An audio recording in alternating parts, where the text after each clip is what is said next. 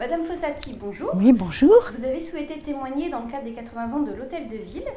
Avez-vous des souvenirs de l'inauguration de l'Hôtel de Ville? J'ai des souvenirs, peut-être assez anciens, mais je me souviens surtout de l'inauguration et surtout, mes parents m'ont beaucoup parlé et j'ai le souvenir surtout de mon grand-père.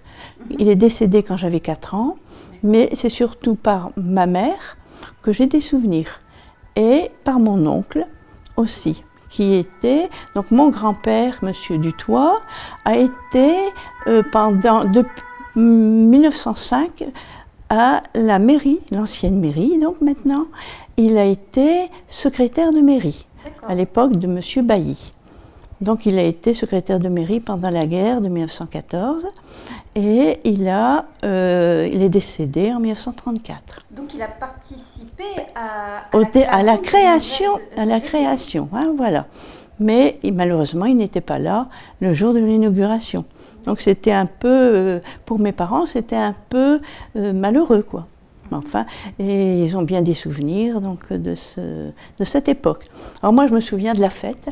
Il y a eu une fête, il y a eu un feu d'artifice, il y a eu quand même déjà pas mal de monde. Vous aviez quel âge à l'époque? J'avais 7 ans. D'accord. Donc on commençait à avoir des souvenirs, mais pas... voilà.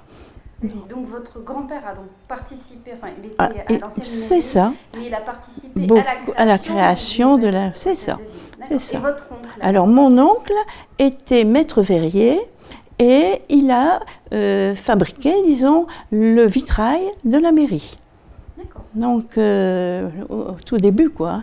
Ce vitrail a peut-être été transformé après, mais c'est lui qui a créé le vitrail. Celui à l'entrée du grand escalier. D'accord, voilà. Tout à fait, avec la croix d'azur. Avec la croix d'azur. Et donc vous avez tous ces souvenirs et vous les gardez donc précieusement. Bien sûr. Important pour vous de témoigner voilà, je me suis dit, il est temps que j'en parle parce que c'est vrai que ce sont des souvenirs qui me reviennent. Hein, en vieillissant, disons, on ratote pas, mais pas loin. Voilà, je voulais lui rendre hommage parce que c'était un homme extraordinaire, quoi, et très impliqué dans la ville de Marcq à l'époque. Hein. Voilà, et il a beaucoup souffert pendant la guerre de 14 aussi. Donc là, c'était très difficile avec l'occupation allemande et tout ça. Enfin. Et vous, est-ce que vous avez d'autres souvenirs d'événements qui se sont déroulés devant l'Hôtel de Ville ou dans l'Hôtel de Ville qui sont importants pour vous, en tout cas? Après, eh bien mon mariage. Ah, quand même. Vous êtes mariée à Marcq. Ah, on se marie à Marcq. Oui.